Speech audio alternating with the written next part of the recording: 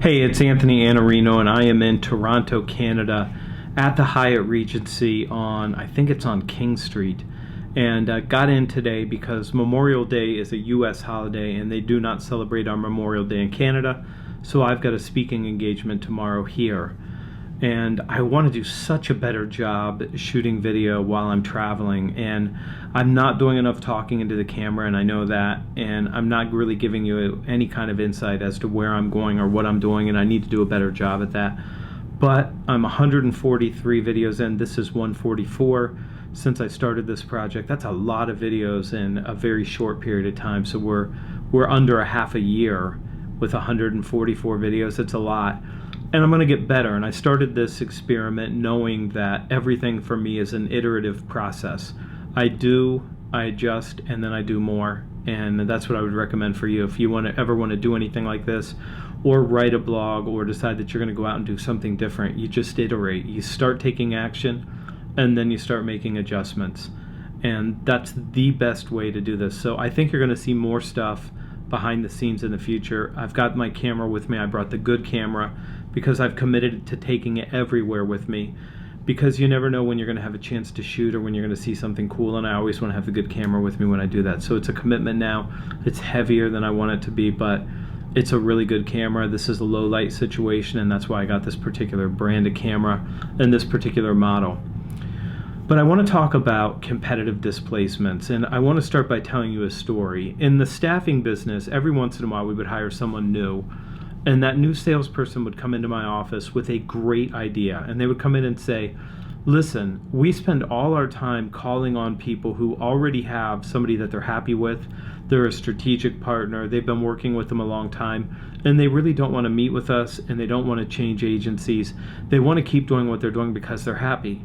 Wouldn't it be easier if we called on people that didn't already have a staffing provider, and we could go in and teach them about using temporary employees, and we could show them the value of this, and then we could have an audience where there's no competitor, and we would be able to win them because it would be super easy. We wouldn't be competing.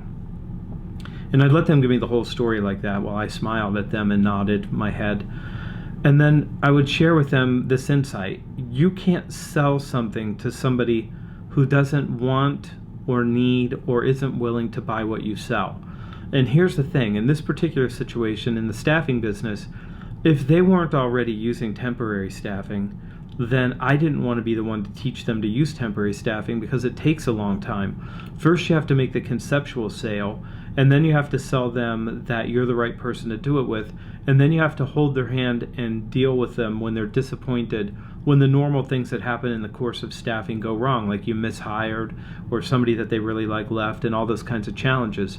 But the biggest issue for me was, if they're not already spending money, they're not already spending money. So if they're not already spending in my category, why would I want to spend time with people who are not already spending in the category where I do all of my work? It never made sense to me. Is it more difficult to competitively displace someone that's already happy with their provider? Is it difficult to take that away? Yes.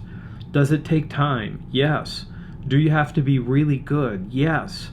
Are you going to get stretched, and are you going to have to work longer and harder on those than you want to? Yes, of course you are. But when you win and they already spend $1 million in your category, you've got $1 million in your category just like that. And that's why you have to have a strategy to nurture and target your dream clients and persist and win them over time. And here's the thing. This is a tough thing sometimes for people to understand, but let me do it as quickly and as carefully as I can. If you're always prospecting and you're always doing that work, you always have those new clients coming in. You're not going to do a competitive displacement and win 5 of them in a month. You're going to win 1 of them every couple months. And so you have to start doing the work of targeting them and nurturing them over time, because they all take time to win and they don't all come in at the same time. But even still, that's easier than selling something to someone who doesn't buy what you sell, doesn't appreciate the value in what you sell, and isn't willing to look at it. It's even more difficult to do that. So the reason that we focus on competitive displacements is because that's how you grow your business, and it requires that you be a trusted advisor, consultative salesperson with deep insights and the ability to make a difference. I'm Anthony Iannarino from the Hyatt Regency in Toronto, Canada, and this is Every Day.